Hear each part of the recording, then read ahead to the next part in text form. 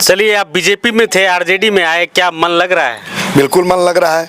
और जो बीजेपी में हम जो दबाए जा रहे थे वो चीज़ से अभी हमको मुक्ति मिल गई है। तो हिंदू मुसलमान होता है काफ़ी ज़्यादा अररिया में, कैसे जीत पाएंगे? यहाँ पे तो मात्र 6-7 हज़ार वोट का अंतर होता है। और एक बात आप ध्यान से देखिए कि कुर्साकट्टा ब्लॉक से जब जब प्रत्याशी हुए हैं, कुर्साकट्टा ब्लॉक का घटा जब जब वोट विजय मंडल का है तब तक वो हारे हैं। और कुर्साकट्टा ब्लॉक का हम है, निश्चित रूप से यहाँ का वोट जैसे ही बटेगा तैसे वो हारेंगे और हम जीतेंगे। कहा जा रहा है उनका कैडर वोटर है, यहाँ पर जो विधायक वर्तमान में है उनका कैडर वोटर है, उनको हराना नामुमकिन है। देखिए, उतार चढ़ाव होता है, कैडर कोई नहीं होता है, परिवर्तन सब लोग चाहते हैं। और आज उनका है राजनीति में, कल उनका हो जाता है। ये तो आप देख ही रहे हैं, मैं बीजेपी में था और आरजेडी में हूँ, तो इस तरह का परिवर्तन तो होना है। चलिए, एक चीज़ बताइए, आप नेता क्यों बनना चाह रहे हैं? एमएलए एमपी क्यों बनना चाह रहे हैं? क्या करना चाह रहे हैं? देखिए, एमएलए एमपी तो एक मान लीजिए कि एक पद है, जनताओं के द्वारा चुना गया। मुख्य रूप से तो मतलब समाज का जो सेवा करना। अच्छा, आप अगर जीत के आएंगे तो पहला काम आपका क्या रहेगा?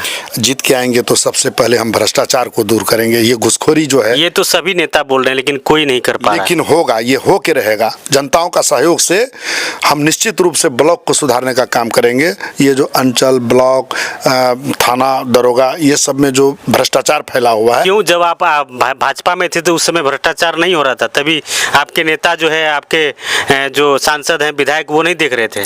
देखिए, कोशिश कर तो सब लोग होंगे, लेकिन अपने अपने चलने के तरीके होते हैं। पता नहीं अंदरूनी कुछ बात हो सकती है या कुछ बात होगी, इसका हम उद्भेदन नहीं कर पाएंगे। लेकिन ये बात है कि मुझे आत्मविश्वास है, जिस दिन मैं अगर किसी जनताओं के द्वारा बड़े पद में चला गया और पार्टी विश्वास की, तो निश्चित रूप से आपको परिवर्तन नजर आएगा। आप भी इसी सिकटी के हैं और आपको सिकटी विधानसभा में अगर परिवर्तन नजर नहीं आया तो दोबारा चुनाव नहीं लड़ेंगे।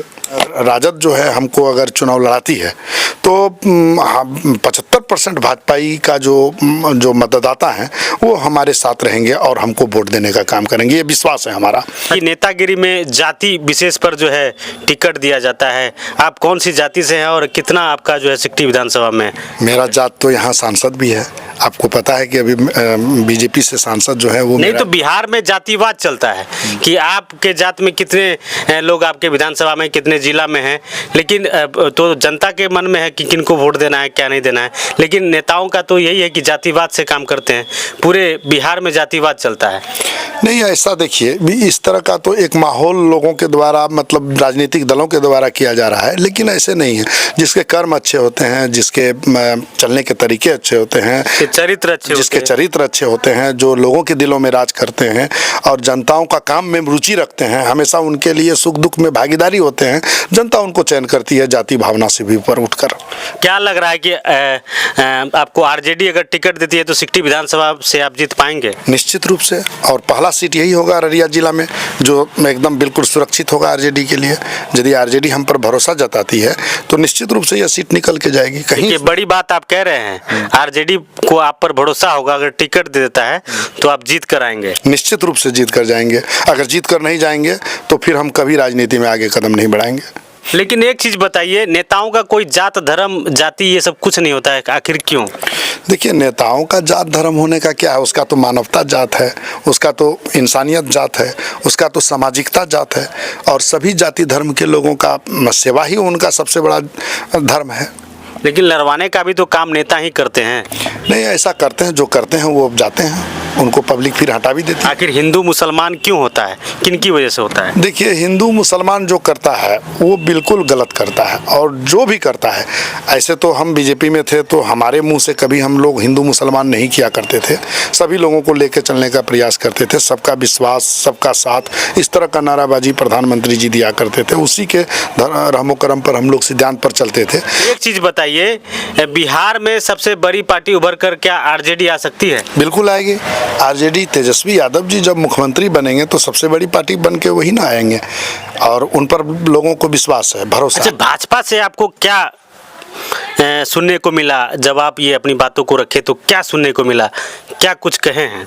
देखिए, भारतीय जनता पार्टी में एक उम्मीद और भरोसा से ही पार्टी चलती है और वहाँ पे उम्मीद और भरोसा पर ही लोग काम भी करते हैं। तो हमारी उम्मीद थी कि भारतीय जनता पार्टी हमें आगे बढ़ाएंगे।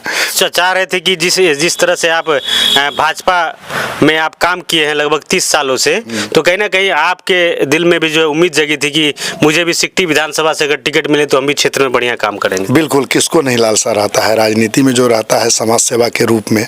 तो जनता का सेवा करने के लिए एक पद अगर हो जाए और भी ज़्यादा अच्छा से जनता की सेवा की जा सकती है। ताकि यहाँ के नेता जो थे बीजेपी में जो बने हुए हैं, क्या उनसे पब्लिक खुश नहीं थी? देखिए, आदरणीय अभी जो हमारे विधायक जी हैं वो पिछले चुनाव में खुलेआम मंच से बोले भी थे कि हम अंतिम चुनाव लड़ रहे हैं। लोगों को भरोसा दिलाए थे कि कितना बार हमको आप लोग विधायक बनाइएगा, इस बार अंतिम चुनाव है मेरा, आप लोग अंतिम बार मुझे वोट दे करके। काफ़ी गड़बड़ स्थिति थी, लेकिन लोगों ने यह बात सुन करके उनको फिर से वोट दे करके विधायक बनाने का काम किया। मतलब सिकटी विधानसभा के आम जनताओं को मैया दुर्गा पूजा के शुभ अवसर में उसको शुभकामना देते हैं, आने वाला दीपावली की शुभकामना देते हैं, आने वाला छठ की शुभकामना देते हैं और हम अमन चैन और शांति के साथ जीवन बिताने का उनसे आग्रह करते हैं और आने वाला भविष्य का चिंता भी उनके ऊपर छोड़ते हैं कि आपको एक बार कम से कम परिवर्तन की लहर